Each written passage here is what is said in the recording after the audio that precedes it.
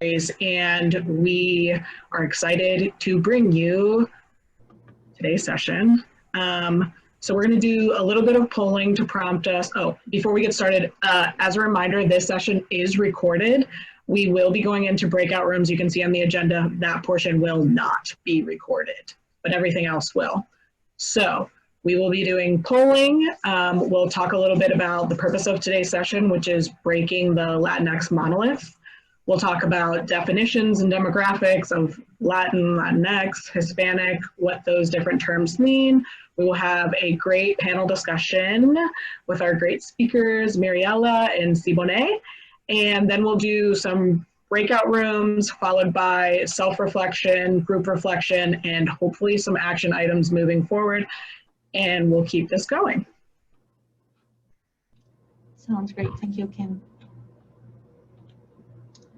So this is just to start and getting a feel of how everybody is feeling with this topic. So if you can turn on your phone's camera and just point at the QR code that you see on the screen, it's going to prompt to a website link that you can click on, and you're going to see this question show up. Can you name 3 Latin American Latinx architects? And if you can please answer one of the options, and this result will be shared with everyone a little later.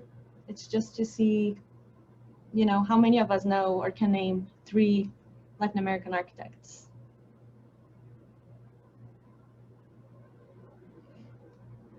And I'll do it as well.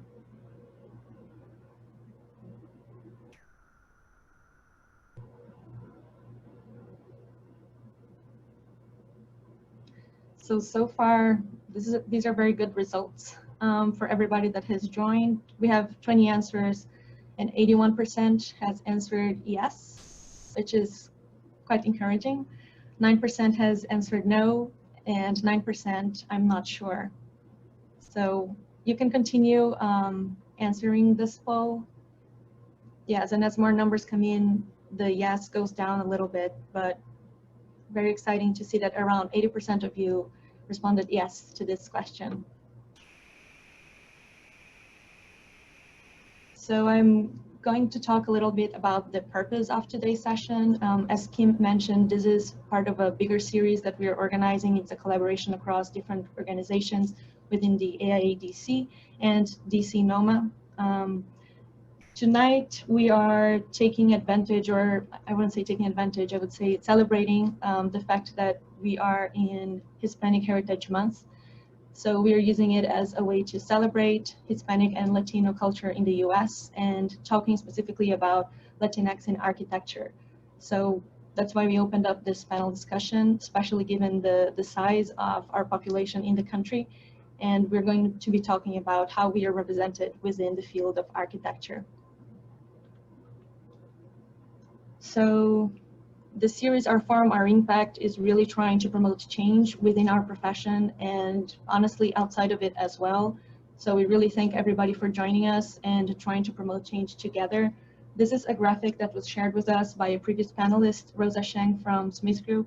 And she was talking about, you know, this is basically showing us the ultimate goal that we would have as a society, and that would also be translated to any workplace, which is to reach the level of being an anti-racist, multicultural organization. So I know there's a lot of information there, but you can see that it's basically, on one hand, you have the exclusive institution, which would be the worst side of this graphic. And as we move towards the right, you're trying to reach the stage of being a fully inclusive, anti-racist, multicultural organization in a transformed society. And basically, you know, going from one extreme to the next, in the worst side, it's where racial and cultural differences are seen as deficits. And the opposite side, which is the ultimate goal, is where racial and cultural differences are seen as assets. We have been talking about racial differences in our previous sessions, and today we're going to be addressing cultural differences as part of our session. So just a couple of definitions for everybody to be talking about the same thing here.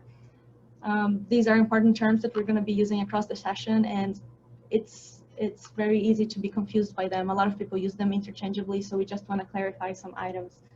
So one definition or one difference between race and ethnicity, when we were preparing our session, we saw that a lot of people usually use both interchangeably, but they actually mean different things.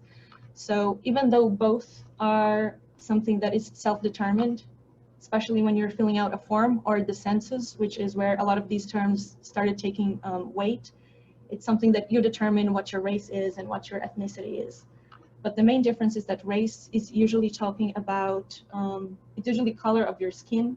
Ethnicity is more about lived experience. It's about culture. It's about your heritage. So there's a difference there.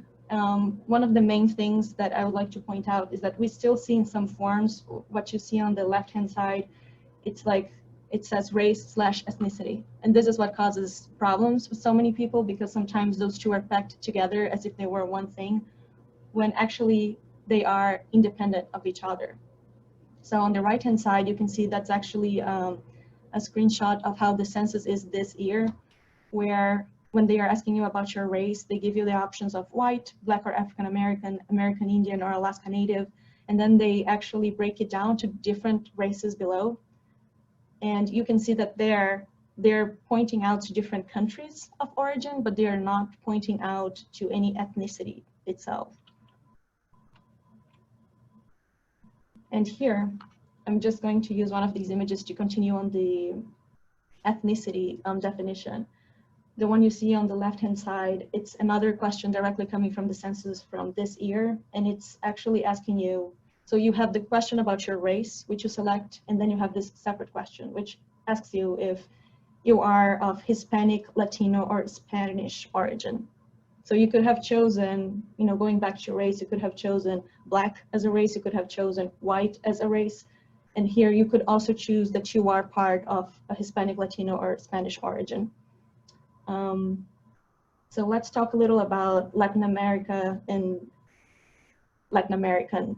So this is, we're going to summarize these things so we can focus on the panel discussion today. These are actually terms that have some nuance and different definitions depending on the political, social outlook that you're having on things, but the consensus is that Latin America basically includes all of South America, Central America, Mexico, and the Caribbean, and it's another way of looking at it is basically countries that were colonized by the Iberians, so Spanish or the Portuguese. This is, of course, a term that's granted through the lens of colonization, so it's not taking into account who was there before that happened. It's just putting everybody together from the moment of colonization on. And this term is very broad, and as you can see on that little map, it's a huge amount of land. So something that we also want to talk about today is Latin Americans as a group in the US, but how different experiences can be. And it's really hard to put, almost 60 million people within one vessel.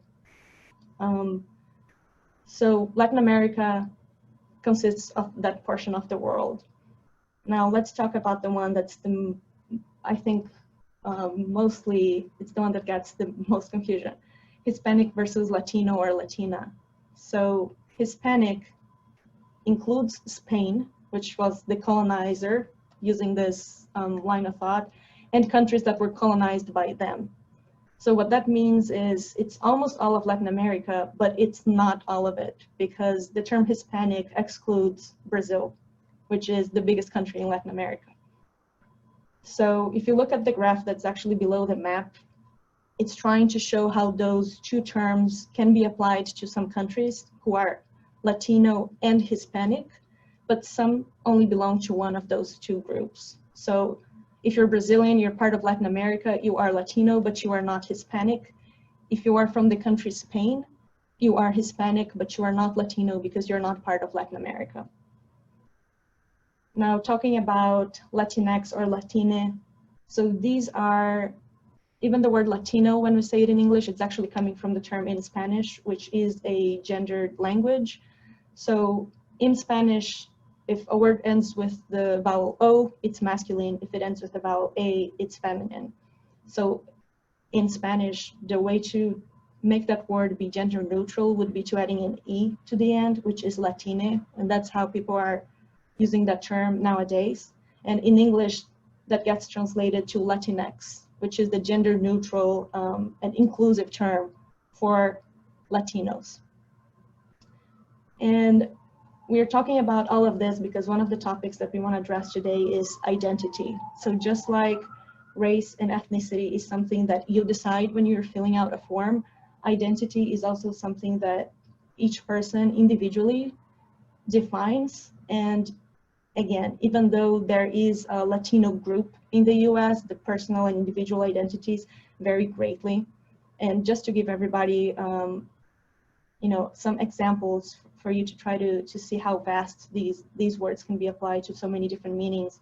You can be coming from a family that had been living in Texas for centuries, and literally the border, the US border, encompassed you. So the border changed, and suddenly you went from belonging to Mexican territory to American territory. So what does that mean? You can even be a Latino without being an immigrant, which I think is something that people don't always realize. And on a similar note, if you are from Puerto Rico, which is a US territory, but heavily influenced by Spanish culture, where Spanish is spoken more often than English is, you are also a US citizen. You are not an immigrant, you have been part of the country, but your experience, even in coming here, is completely different from somebody who has grown up within the country itself, continental US, and very different from an immigrant who came here from a different country. And if we're going to talk about immigration, I would like to, this is an extra definition that I think would be interesting to throw out there, is two words that are not used interchangeably but actually mean the same thing are immigrant and expat. And if you are reading the news, you can be, looking closely at that. Who is considered to be an expat when they're moving to a different country because they're looking for a different job, different opportunities, and who's considered an immigrant when they're moving for the same reasons. But these are words that are used differently and actually mean the same thing. So talking about all these different experiences and the vastness of how these terms can be applied, we'll just take a quick look at some demographics. So this graph is taken from NCARB's latest demographic study, which is actually one of the most extensive studies that I have found, specifically looking at the architecture field, because if you can see on your right-hand side on the image, they're actually breaking down ethnicity and race separately, which is very hard to see. So what you see as the biggest color on these graphs, the dark orange, is white, not Hispanic or Latino. The second color below, the very light orange, is white, Hispanic, or Latino. So that's just showing you the difference. There are Hispanic or Latinos who are white, who are Black, who are other races. So just taking a look at this, we're going to take a look at demographics, a general outlook. So right now, there are 60 million Latinos in the US, which is actually almost 20% of the population. And what this means is that within the minorities in the country, this is the biggest one. And within that 20% of the US population, 25% are Afro-Latinos, which is again, talking about race and ethnicity and how that plays together into a different identity and a group that faces different struggles. This is also to point out that even though Latinos as a group face a series of difficulties in the US, there's also a compounding effect, which obviously is once you are belonging to the most underrepresented groups or the groups that are facing the most difficulties, it gets progressively harder to be accepted into society, and what we're going to be talking about today in the architecture field. So talking about Latinx in architecture and Latinx in leadership positions in the architecture field, there's no ultimate study that shows us how many Latinos in architecture there are nowadays. And unfortunately, there's no way for us to actually know how many Latinos in leadership there are. We would love to have those hard numbers, but right now is when we are starting to gather data that is actually useful for us to see the comparisons. What we do know is, looking at the graph, that in the beginning, so what you see on the left-hand side, it's the new NCARB record holders. That means you can be just coming out of school, and that's the number of young people pursuing architecture that we have. So there's a 10% in that group that is the white, Hispanic, or Latino. And the yellow bar the yellow portion of the bar is actually other Hispanic or Latino. So there's a good representation there within the 100%. As we progressively move towards the right, so the last bar on the right-hand side is for the NCARB certificate holders. That means you already got licensed, you already got, you covered all of the steps to get licensed, passed your AREs, completed your AXP requirements, got everything in, and now you're actually paying NCARB every year as an NCARB certificate holder. So when we look at that bar, the orange portion gets much bigger. It actually encompasses 80% of the whole population, and that is the one that is showing white, not Hispanic or Latino. And the yellow bar that we see progressively getting smaller completely disappears, as does the light orange one. So you can just see how as we're moving up, things are just shifting in a very, very excruciating way. So now that we got ourselves in understanding a little bit about where we are in architecture, where are Latinos in architecture, I would like to introduce our two fantastic panelists today. Mariela Buendia Corochano is a design leader and principal at Gensler. She was actually in charge of opening Gensler's Mexico City office a couple years ago and came back to her original location in Washington, D.C. after leaving a very successful startup for Gensler there.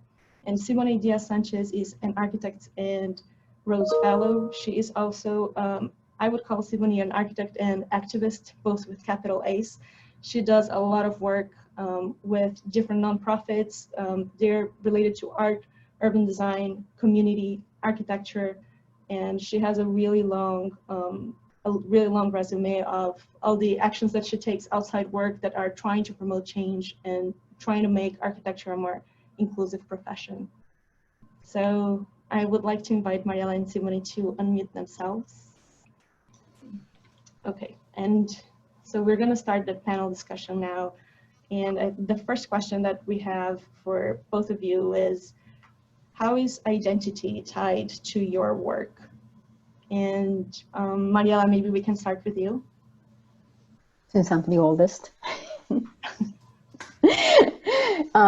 Thank you for the invitation. I'm very excited to share my story and with everyone. And thanks for that nice introduction, Julian. I think that it all starts, where and how you grew up. Your family values and how the environment influenced you. I happened to grow up in Peru, and my parents were very strict, and they taught me to appreciate family and education and hard work and independence. I'm the oldest of five. The oldest were four girls for a long time, and my little brother is 19 years younger than me. And I think that something that I really appreciate from my growing up is that my parents, always taught us that education was one of the most important things, and we're all professional. The four of us are professionals, and the four of us, all the women, are very successful in our own fields. In 1986, I moved to the US, and I was 18 years old, and got into Catholic and finished my architecture degree, since I started in Peru. And it was really interesting because I really felt at home. In Peru, you grow up and it's obviously very different culturally. But for me, assimilating into the US, was very easy. And there was a lot of affinity and alignment between, all my beliefs as a person and as a professional, as a woman, with, how the US culture is. So So I wanted to Catholic, finish my architecture degree. And, you know, after college, I felt like I loved DC. I didn't want to move out of DC.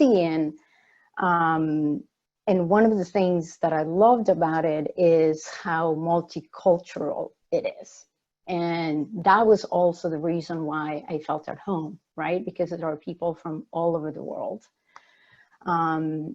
But I do feel that those guiding principles that I learned at home with my parents is what has made me be the person and the professional that I am. And you know, one of the people that I admire the most is my father, my own father. And, you know, he's a role model for me. He's 79 years old and he's still going and going and going, right? And at 50, he had retired from, you know, being an aeronautic engineer. He started his own company for 10 years. And then, you know, he started serving in different kinds of nonprofit organizations. And right now he is on his 4th book. So he's been writing books, right? And so I can very much relate to him. I feel like I will never stop. And that's part of, you know, who I am and what my identity is. So I feel like I will never stop learning. Thank you, Mariela. And Siboney, we would love to hear from you as well. Thank you so much. And a heads up, it just started storming in my neighborhood, in my community. So if I chop out, I mean, we're going to get plenty of discussion from Mariela. So if I leave and come back, it's because of weather. Thank you so much for inviting me and for that very comprehensive and short discussion about identity at the beginning. I think that's really, there are people that study that specifically or parts of that specifically, and that's their whole life. So for you to summarize it, especially during this month, but it should always happen in contexts like this is really helpful. So thank you so much for that. I related to, so the question was about identity. How is it tied to the work? I'm from San Antonio, born and raised, and you referenced the fact that, you know, Tejas was, you know, that was Mexico, and I identify as Tejana because I'm very much tied to place. I think identity has to be tied to professional work. And I think for me, it was always about collective thinking and community work. And so the fact that you identified me as architect and activist, I think is interesting because actually I think it should be the same thing, right? That architecture needs to be about activism and it shouldn't be separated. It's kind of like when people say, oh, sustainability or sustainable design. It's like, why are we creating this as a separate thing when it needs to be more integrated? So some of you may know this, but I come from a family who, they prioritize narratives, they prioritize communities. My mother is a grassroots gender justice activist, and she might actually be on tonight. And so she always prioritized what is important for community and what is important about the context before you start prescribing solutions. And I think that my identity also forced me to ask more questions in architecture school. So I came from San Antonio, and I went to school up north, and now I live in Boston. And when I moved back to San Antonio after college, I was finding that I was really struggling with my professional practice as it related to work that I was doing because it wasn't community-based. And again, I wasn't taught that that was an option in school. And so I kind of had to discover it on my own after hours and then find a way to bring it together because it just makes sense. How are we designing for communities without speaking to them? When we're designing single family homes, we have plenty of meetings with the clients, right? So how are we defining the clients, and how are we defining community? And how are they affecting our process rather than us just kind of telling them what the process is? So I think a lot of my a lot of my work comes from the fact that my mother was ingrained in that work. And then also my father is an arts administrator.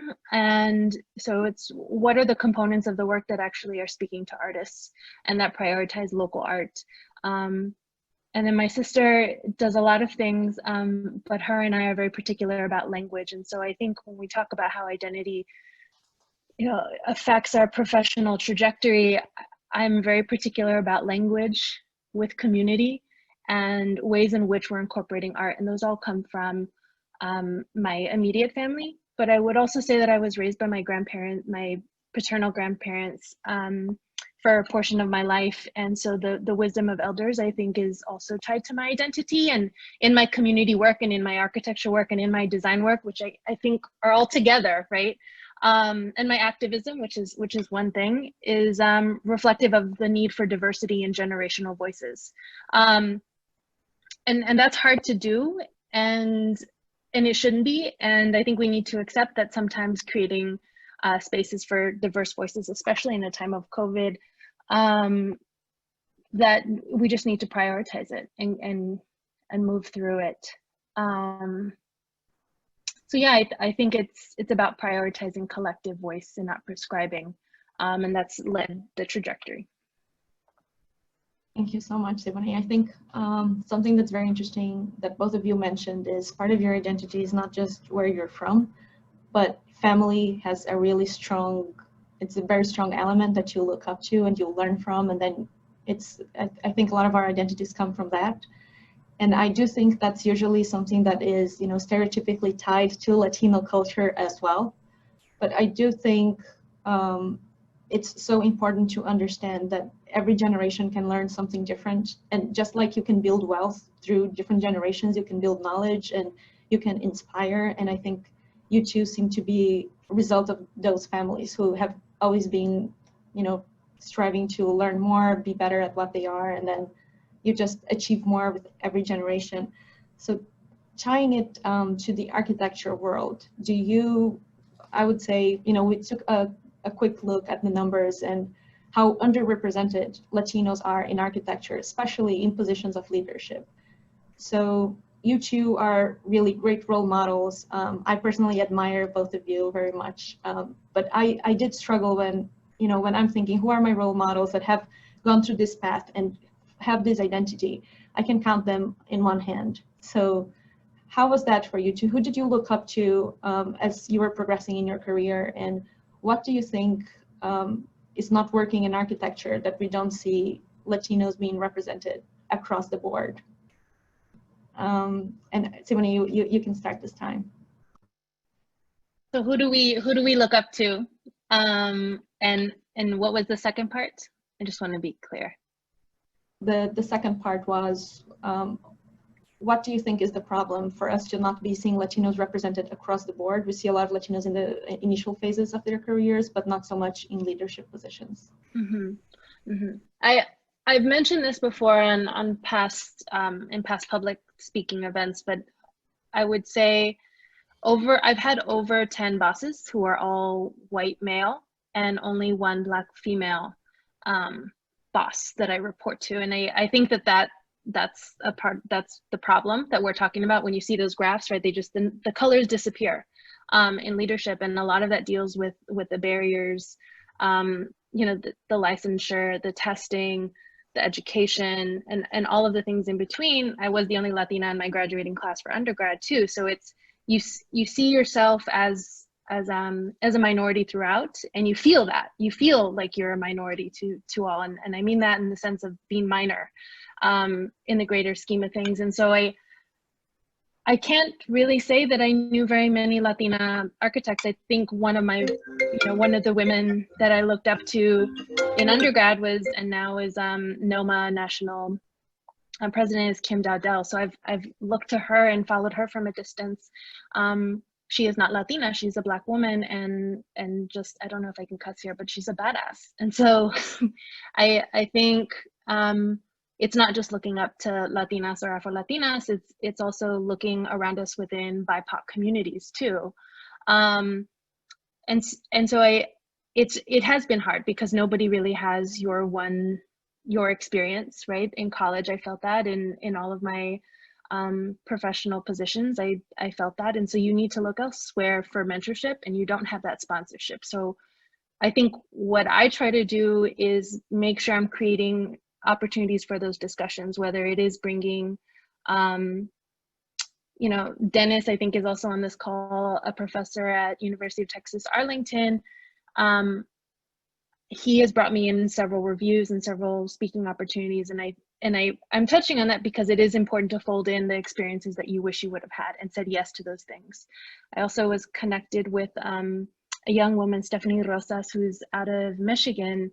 And just this weekend, we just had an hour-long conversation, and I just told her what NCARB was, right? Which, just like, this is the process, this is average how long it takes, it might evolve, this is AXP hours. You can start logging them even though you're not sure if you want to be a licensed architect. You might change your mind, but if you don't, you'll kick yourself if you don't start logging them in your next internship, right? So that's all information that I didn't have. No one told me those things. I didn't have hour-long Google video calls with people like Mariela.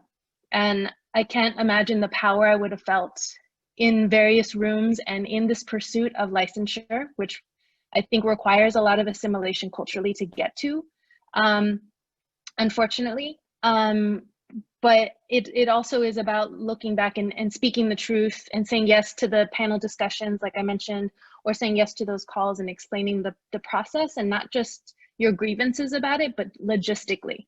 Like, it is going to cost this much. And so when you have an interview, ask how much of the test they're going to pay for. Are they paying for study material, right? Like, what are these, who's going to sign off on your hours?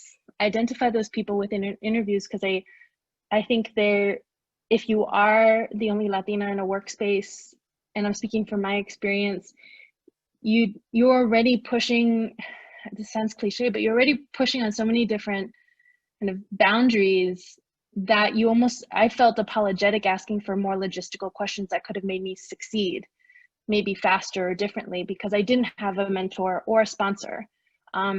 It's also looking to, we call them, right, co-conspirators, people who don't identify as BIPOC, who can be mentors, but knowing that you're not going to get everything from them either.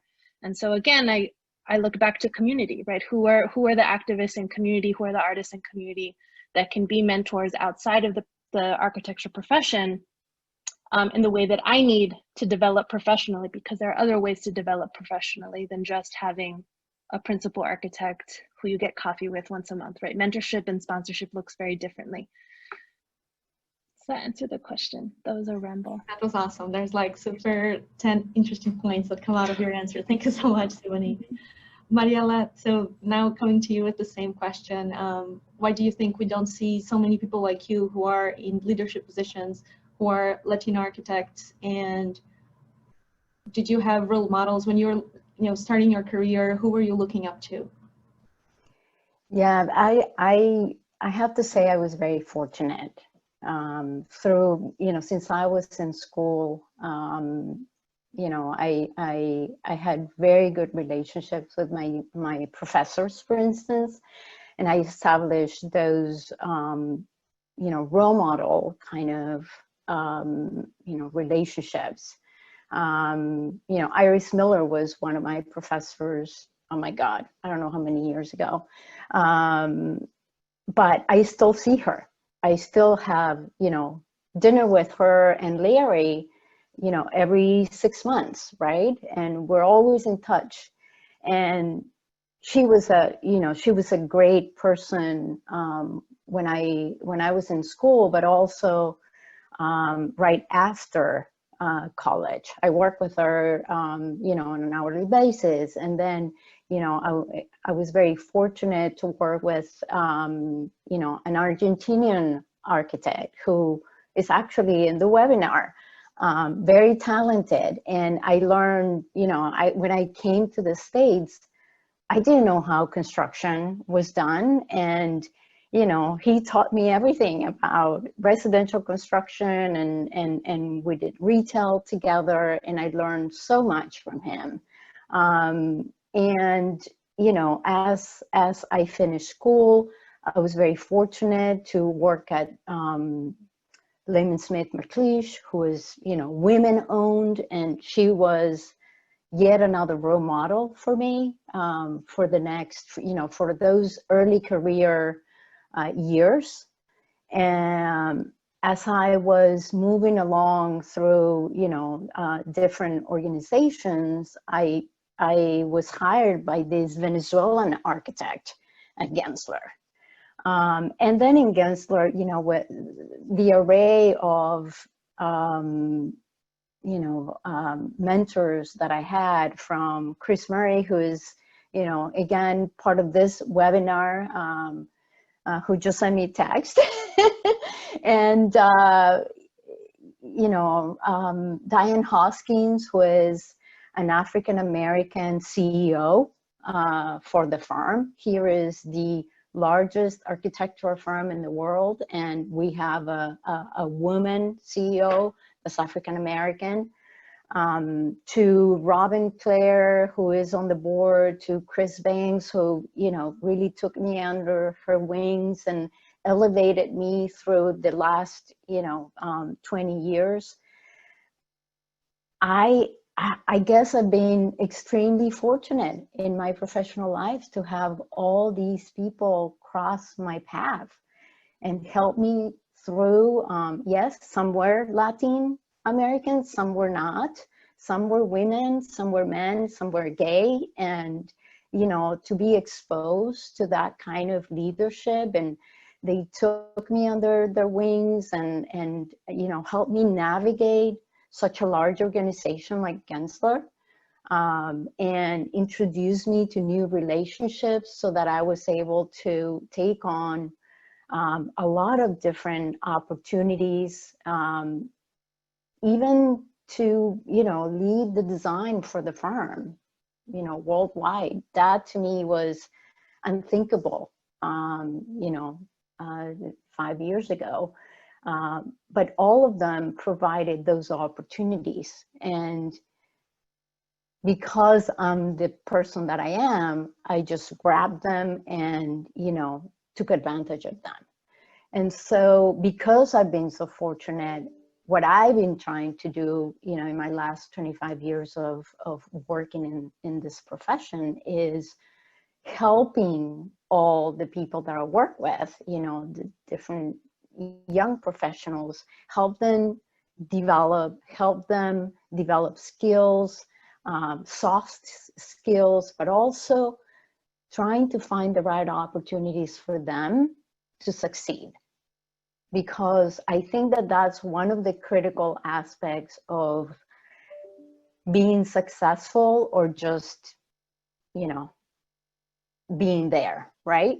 If you don't have the right opportunities to develop and to shine within an organization, then you won't be promoted. Going back to your original question about leadership, right? I do feel that, or I believe that part of the problem, of course, is the pool of talent, right? So not a lot of Latin Americans, you know, study architecture. Once they are going to college and finish college, that's when, you know, all of us that are in leadership positions need to be, you know, helping them develop so that they could get to leadership positions. And I think that that's part of the issue, right? That we're not recruiting enough Latin Americans.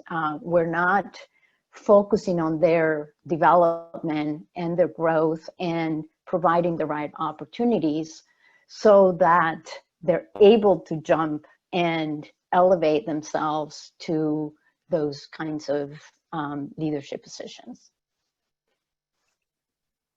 I want to just add to that. I think yes to everything Mariela just said. I also think there needs to be advocacy before there's architecture. There's a reason why there are not very many Latin Americans wanting to study architecture, because it's not seen as necessarily an accessible profession. I mean, it would be daunting if I saw that NCARB graph before. If that was available to me in middle school or high school, I'd have been like, okay, no thanks, right? Like, so I think understanding that it happens before that as well. Totally. And then it's also important, yes, you need to bring people up, but it's also about working to change the ways in which success is defined in leadership too, because many people coming from different backgrounds are going to have different approaches to the work. So it's not just diversifying the talent pool, it's diversifying how talent is measured on leadership side. And that can only happen with diversification of leadership too. And so those need to have, all those need to happen simultaneously. And I forgot to shout out Marianne Alcorta Mitchell. I probably would not have been licensed without her. And I think she's in this call and she's a mentor, and I'm gonna put her in the chat. Thank you so much, Simone, because I think what Mariela mentioned and you just mentioning your mentor as well is because there are a lot of difficulties, and as you say, architecture is not seen as an accessible profession. Just thinking about how much you have to spend during architecture school in your materials, in your prints. I mean, it's just from that point, it's already more expensive. It takes longer than other studies. So there are definitely issues with the pipeline even before you get to starting your studies in architecture. But now I'm gonna switch it over 180 degrees. So what do you think? I think you both already mentioned part of it, but we know a lot about what's not working in the architecture profession, but what is working? What do you find that actually worked for you? And how do you transfer, what worked for you? How do you do it to others? Because I think Mariela and you, Siboni, both were talking about you did find, maybe in the beginning, Simone, you didn't have someone, but you eventually found somebody who could guide you. And, that was actually like a breakthrough, made you achieve your goals. And I think that is so important. And I also think that mentorship, we're usually looking up to someone to kind of like offer to be your mentor. And I'm learning that the more you get involved and the more you kind of like speak up and, and you share how you feel, you might actually find, even laterally, people who can support you in different ways and guide you through the profession in a very, very positive way. So what do you think is working right now? And what are you doing to, what worked for you and how are you replicating it to others? And Siboni, we can start with you this time. What is working?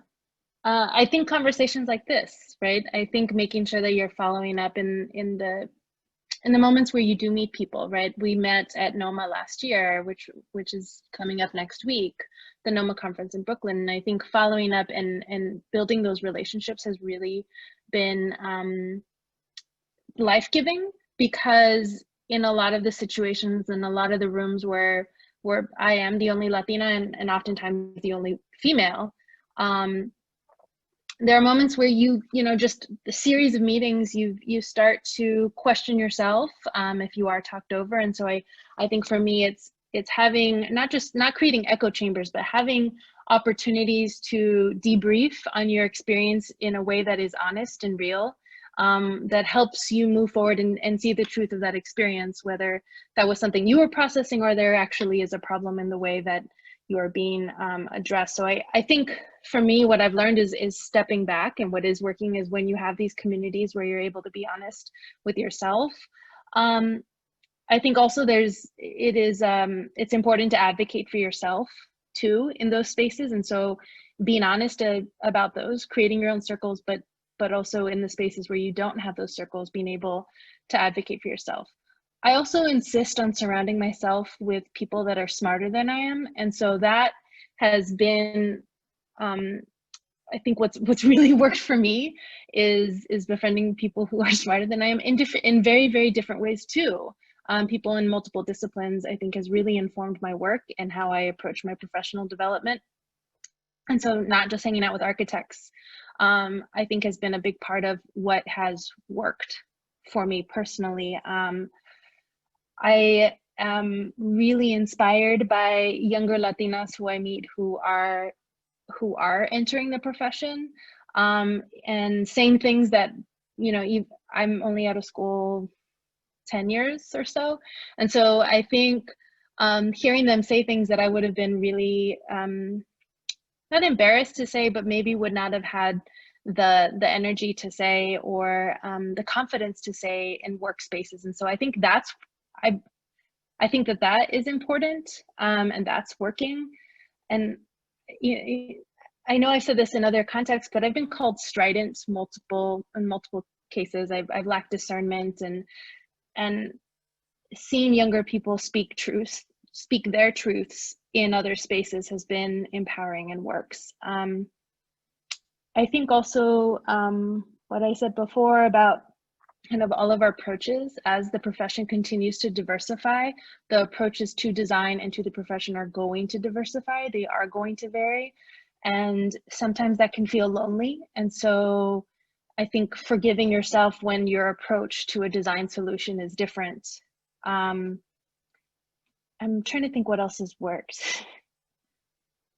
There are a lot of things that are working, but they could be better. They can always be better. And I don't see that as being pessimistic, right? I think if I didn't care and I didn't believe, I wouldn't be critiquing this profession. If I didn't think it had the potential to be better, I wouldn't be this hard on it.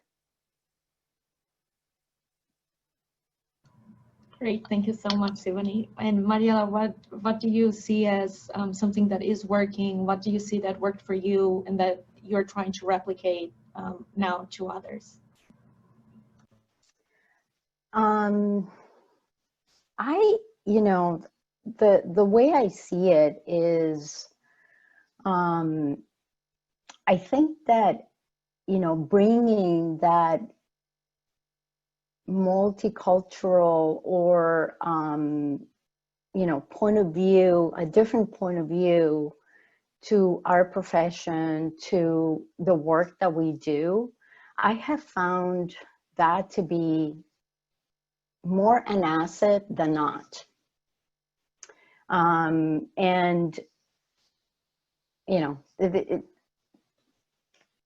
it's obvious that I wasn't born here, right? It's obvious that I have an accent.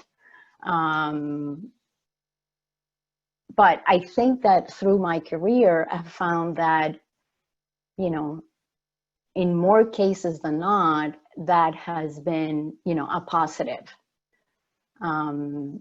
for getting projects or for, establishing relationships with clients or, even, internally within the companies that I have worked at.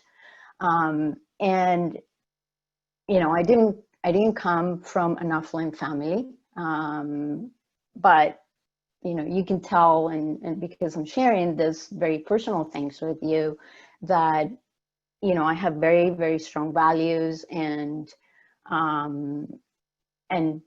to me, that had stick with me, even though when I was 18 years old, my parents left me here and they left.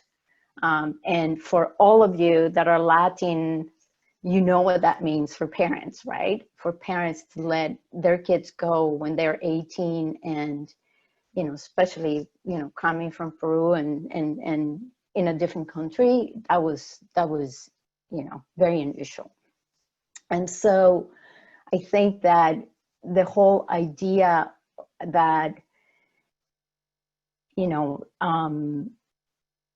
I am very curious and I focus more on, my own self-improvement. I, travel a lot, I absorb everything about, my everyday experiences, and I do establish very strong relationships with people. That has really influenced my point of view. And so you could see in the last 25 years of work that is reflected in the work that I do, and in a very strong way. And so this whole conversation about, multiculturalism and multidisciplines, and to me is actually a huge advantage. And I think that has changed, from when I started to what it is today, right? And so it's just really interesting for me to see how things have changed and how people are really appreciative of the contributions that, people like us can make to, not only the firms that we work with, but the quality of the work and the contributions to our clients. Thank you so much, Mariela. It is actually, even though we are seeing that when we go back to that graph, we see that, we're still lacking so much, diversity and representation in our profession. What you're saying is actually a great point. It has already improved so much. So we can be hopeful and continue to fight for this change, because even though it's not as fast as we would like, it is happening. And I think right now, hopefully these types of conversations, I think one advantage that we all have right now is we're just exposed to so much information out there that you don't need to know somebody personally necessarily to know, oh, there's a Latin American architect in that position, in that place, or there's this person doing this type of work that really inspires me. It's just easier to feel different connections and be exposed to something that Siboney mentioned, which I think is super valuable, the different meanings of success.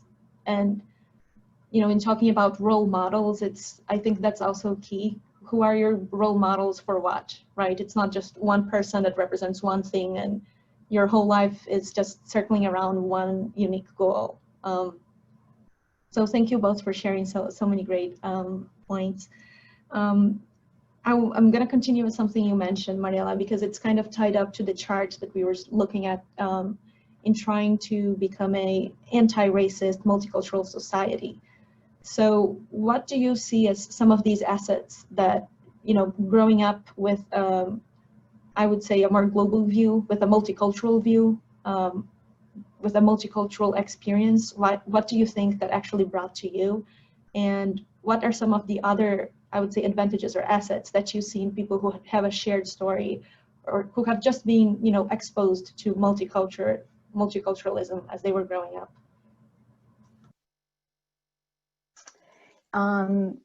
So it's I'll share with you something that happened recently. I mean, recently, 2 years ago, that I thought was interesting, right? And this is the way that I operate, right? This is the way that I approach the design process, that I approach my projects, how I work with my teams, and I don't know if everybody thinks about it this way, but I was asked by Catholic to do a student presentation. That's where I went to school, and the presentation needed to be about my own design point of view, right? And what I do, what do I believe in, and what affects my work. And so it was interesting to look back, right, on the last 25 years and look at the work and kind of understand, okay, how did that evolve, and what does all this mean? What are the constants? What is the evolution of the work? And how has it changed, right? And the way that I thought about it, and what is important to me, is that every project is an opportunity to learn, right? To learn something. Every project, I try to speak to the physical and the communal context. Context is very important to me. And of course, how do I impact lives? And every single project is related to, there is a research part that I do, that I love having a more multidisciplinary team, and a more, diverse team, which is not always the easiest process to have, right? We know that when we have a lot of opinions, and sometimes contradictory or complementary opinions, it's kind of messy, right? And you don't know where you're gonna go. And I kind of thrive through that. I love that. I love the controversy, and I love the different opinions, and I love people that are going to push and you know, as long as we all know that there is a common goal, right, where we all want to be, I love that back and forth and that tension, right? Healthy tension.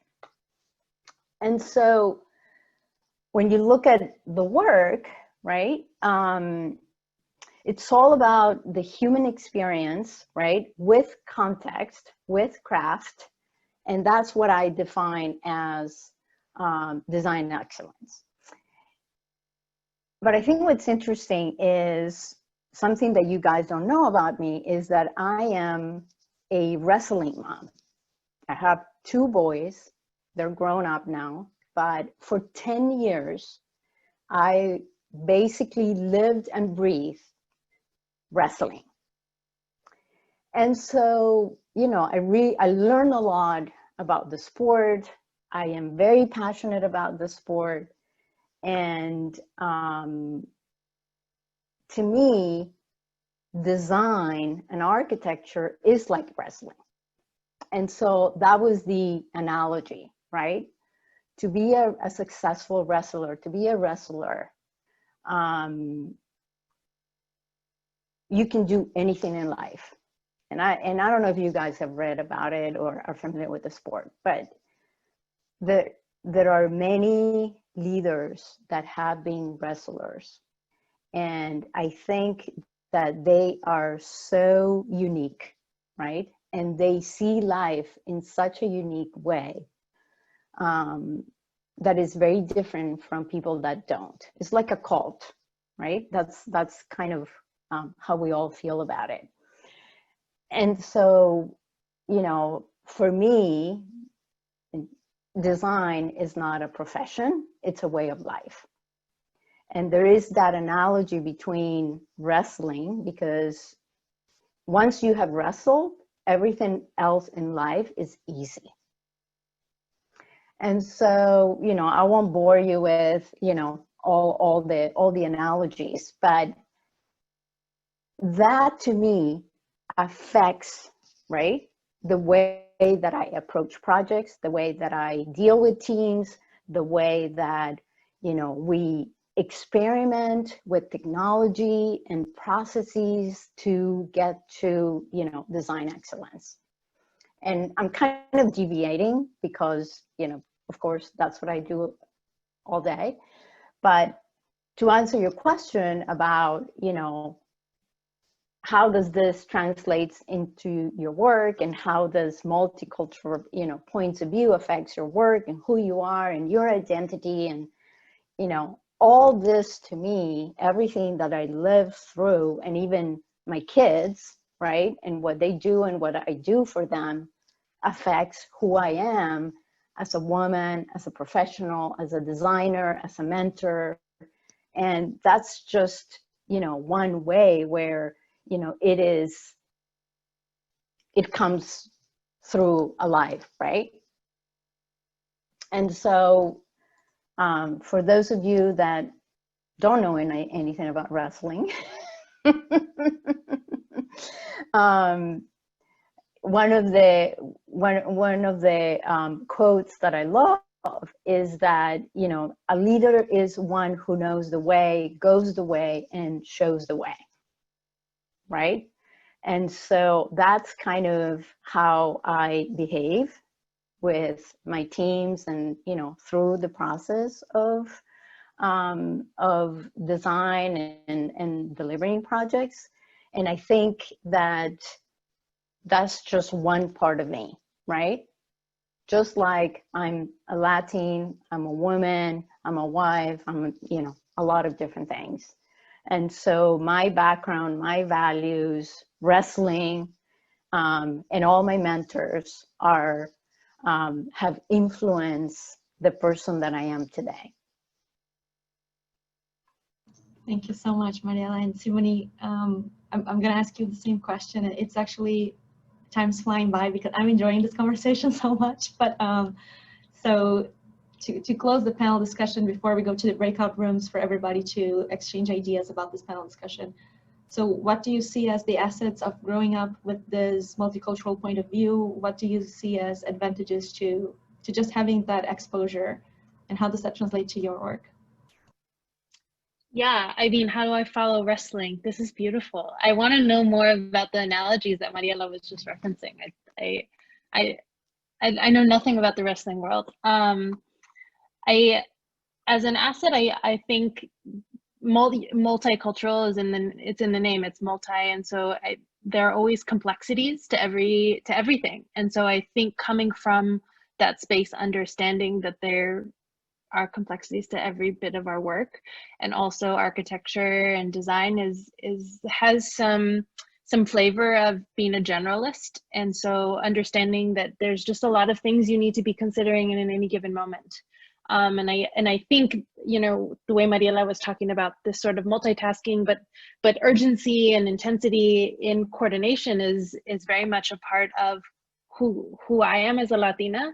And then so that comes forward, and being able to code switch when I need to, and to be in different rooms and address different situations, whether that's with any kind of subcontractor or consultant or client. I think that is a part of the work. And so coming from a space that in a childhood that has many different complexities and many different spaces, allows for me to move within those worlds maybe more easily. And I'm using my hands a lot, and in order to study architecture, I remember it because I gave up a dream of dancing flamenco to pursue architecture. And then I did my thesis on movement and dance. And so it made me think, Mariela, she was talking about body and space, right? My thesis was about dance and movement and choreography of space, and how dance is design with body, and how design is acknowledging what's going to be around you. And in dance, you're in choreography, when you're dancing with other people, you need to always recognize who's around you. And so context is really important, how much space you're taking up, and then kind of what is the energy in this space. And so I think about those things as it relates to the rhythm of the work, because it is a practice. And so there's always room for improvement and evolution of the work. I think too, you know, to touch on even my background, this is a painting done by Ana Fernandez, who's an artist in San Antonio. There, in my culture and in my world and where I come from, there was an appreciation that was very specific to my identity and my experience, that was about the vernacular. And so going back to my earlier point about how are we defining success, it's also what are we choosing to memorialize? What are we choosing to preserve? What are we choosing to award? What are those acknowledgements? And I think coming from, you know, my saying multicultural feels different. I haven't used that word in a while, so I keep going back to the question because I want to make sure I'm addressing it. But I think understanding that there are just complexities in the work and how it's recognized, and also looking back to where I came from and the ways in which maybe spaces that I was surrounded in were not necessarily thought about as being ideal or worth certain things. And so that's also, I think, a part of the asset is not introducing by any means, but making sure we're acknowledging the various ways people design their spaces and create their spaces. So that was a long ramble, but I know you want to get to breakout sessions. So these were very thoughtful questions, Juliana. Thank you both so much. I have enjoyed this conversation. I wish we had another 2 hours. I know we don't. But so thank you both again. And now we're going to go to the breakout rooms. So for everybody who's joining us, you're going to be assigned into a smaller group of people. We'll paste some questions on the chat. So you can just, they're just prompts for conversation, but we want to hear, you know, what are your thoughts about everything that was discussed right now. So I'm just going to first paste the questions here, so you can all see that it's a lot of questions you can pick and choose. And let's go to the breakout rooms. Thanks, Julie. Just a reminder, if you don't get placed in the breakout room right away, just speak up and I'll put you in the main room. I'll put you in one. But you should be going in now. Thank you everyone for participating in your different groups. So it's already 7 p.m. I think we really had so much good stuff happening today that we're gonna try to wrap this up as quickly as possible. But I would just like to open up to anyone to just, share something, something that you're taking with you today, something that you hadn't thought of before, something that this panel discussion made you think of. This is just a quick sharing moment for all of us to hear some of the takeaways that you're taking with you from this session. If you don't mind, I can say a couple of things. So what I'm taking away is definitely the intro part of this lecture is all of the things you guys said are so important to me, because I'm trying to find representation of Latinx within my school, and everything that you guys mentioned hit the nail each and every time. So thank you for your words. They will be replicated through me in my actions. So thank you for your time. Thank you so much, Tanya. That's really great feedback for all of us, and especially for our panelists to hear. So I'm going to ask everybody to please write on the chat if you could describe today's experience in one word. So after every session, we actually create a word cloud. So, we see which words were repeated the most, which words are kind of giving us guidance in thinking about planning the next session. So I would invite everybody to please do it via chat. And in 1 second, I'm going to share the past session with you. I just don't want to bias you, so please write what comes to your mind after attending today's panel discussion.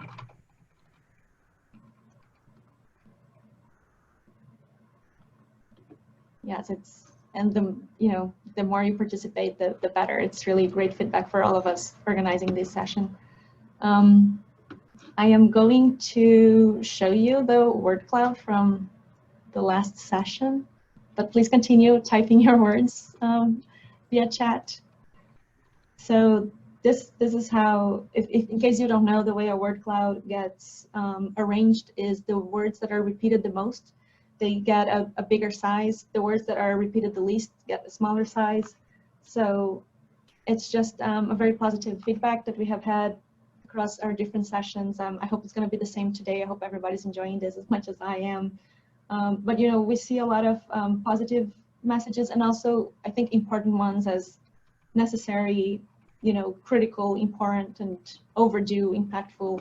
I think we all agree these are important conversations to have, and we think now is the time. It's definitely overdue, but we appreciate everybody joining us in each one of the Our Forum, Our Impact sessions. So Howard, Mac, I don't know if you'd like to just invite everybody to join on this conference now. Yes, thank you, Julian. So the NOMA conference is coming up really soon, next week, beginning on Wednesday, October the 14th, and it's going to span through to October the 18th as well, that Sunday morning. It happens every year. It's a great conference. Oh, my camera slipped. It's a great conference, but this year is going to be virtual. Spatial Shifts is the name of it, Reclaiming Our Cities. It's based off of the Oakland, San Francisco area this year, but again, we're all meeting virtual instead of physically there. But if you want to register, the time for registration is still open. So I invite all of you to please come out and join us. And thank you very much for allowing me the time to give that quick intro. Thank you, Howard. So just in case you haven't heard of NOMA before, it stands for National Organization of Minority Architects. And this is really a really awesome conference, elevating different voices. I went to the conference last year. It was a transformational experience. Please join. These are just a couple of other resources that we wanted to share with you. It's take a look at these websites, beyondthebuild.com and primaveraarc.org. They are highlighting different voices in architecture, specifically people of color, women, Latinas. So it's just always refreshing to see more people doing what we are doing. We'll share some extra, these are some AIEDC NOMA resources, but we really want to thank especially our panelists, Mariela Buendia and Siboney Sanchez, for sharing so much with us today. And I want to give a special thank you to Siboney because it's her birthday and she's actually sharing her birthday evening with all of us, which is extremely generous. Thank you so much, Sivani, for doing that. Thank you so much, Mariela, for sharing personal Thank stories. you. Thank you all. So many Juliana, inspiring things with all of us. Juliana, this is Alo. I need to do a little bit of advertising if I can. I'm working in a non-profit organization trying to help the people, the families in need. Those are all Latin families. And unfortunately, because they don't have documents, they cannot get any help from the government. So the group is closing the gap. They're all Latin families that they need, and then what we do is we give them a credit card from Giant to buy products for the week. So I'm going to send to you to the idea so they can put in the website if they want the name of the place, and they can go and to add and to help us to feed the needed. Okay, it's closing the gap. This is all for Latin American people. We can share, thank you, Sally. If you shared it with us from Lydale, we can share it with everyone through our email newsletter that reaches a little over 500 people now. So we'll definitely do that. So again, thank you all. Thank you all of you. Thank you for joining us, for your participation, for your awesome feedback. We are planning on the next session. We don't have the title or the exact date yet, but be ready. We'll come back with another session before the end of the year. A special thank you to all the partnering that we have done throughout these sessions. Thank you to Sinoma, Wield, and Asian American Designers Union. So I hope to see you all soon, and stay tuned. There's more Our Farm, Our Impact sessions coming up. Thank you. Thank you, everyone.